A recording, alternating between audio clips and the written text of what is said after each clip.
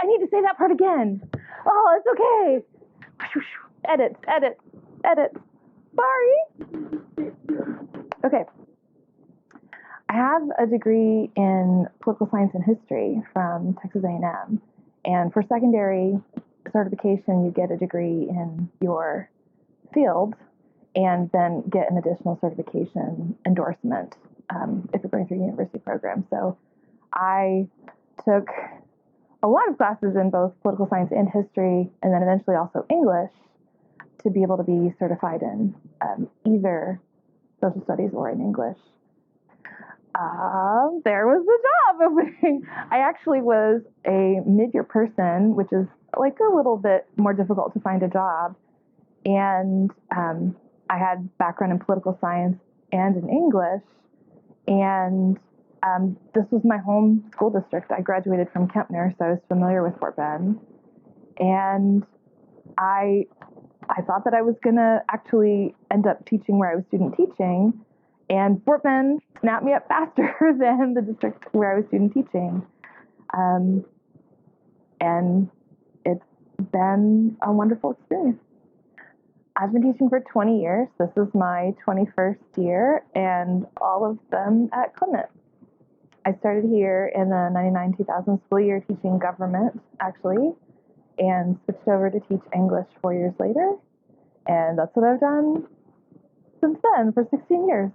For a number of years in the past, worked with the dance program and with the global studies program when they were here. And more recently, I worked on the sidelines with NHS on the FAC committee and with Ms. Meese. I co-sponsor iClub that produces iFest each year in the spring. And then I'm a sponsor for ASA, SFC, and Aspiration.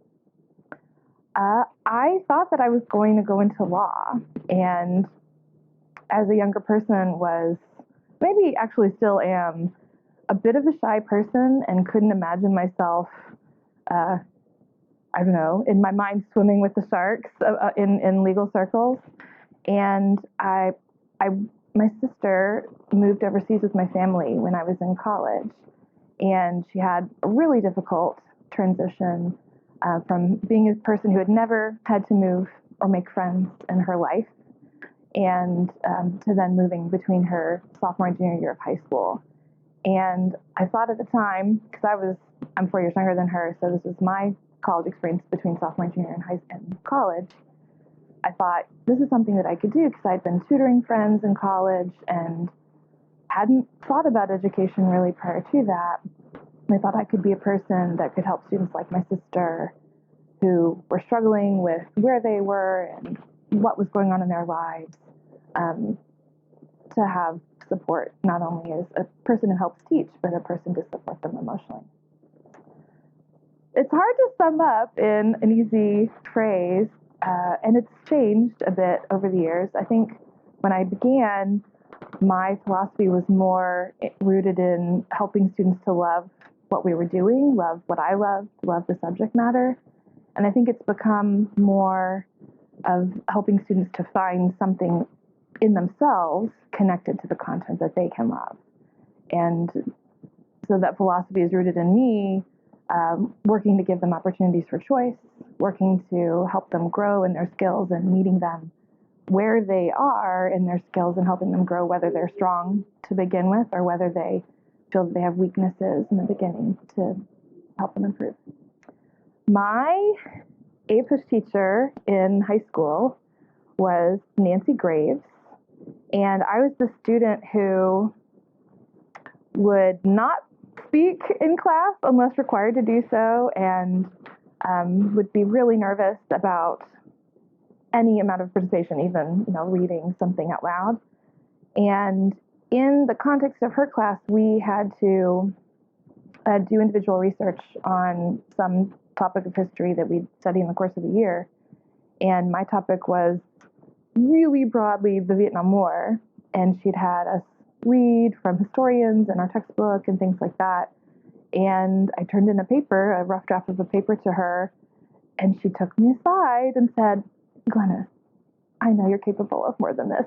And I truly hadn't had a teacher before that, because partially because I didn't interact very much in class, I hadn't had interactions like that with teachers before to challenge me or to ask more from me than what I had already done. And that was inspiring to me, that someone could see that there was more in me than what I was already doing. And it made me want to do more and to be more and to be more successful. I don't know that there's like one easy one. I think my most favorite thing any year is the fun that you develop as a class, as a group of people each period, because you develop sort of inside jokes as a group, or you develop, a fondness for, one person's participation and things that they may do in class. And I think that's probably my favorite thing, is getting to see the family that any one class period becomes, and the diversity and beauty of that is awesome every year. High school is rich with opportunities, and there are few times in any person's life, other than when they're in school, when you're around people who are all trying to learn and grow together at the same time. And I mean, that's true of college, certainly too, but I think students often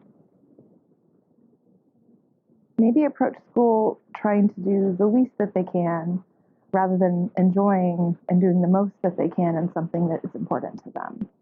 And I think that perspective of thinking, that we call people a try-hard, or that we call people a nerd or something like that, when they love something and they devote themselves to it, to do well in it. I think that's something that, as a school, we are, we kind of defy that to some degree, but I would hope that could be true for more students than it already is. I know that every subject, probably, the teachers feel, of course, that theirs is really important, or the most important thing. I feel like the work that we do in an English classroom, and particularly with older students, means that they're more capable of being citizens, of being productive, of being able to deal with whatever rhetoric or arguments come their way. And I feel like that's the most important thing that we do, that if they're able to do that, then they can face almost anything else that they may encounter in the future.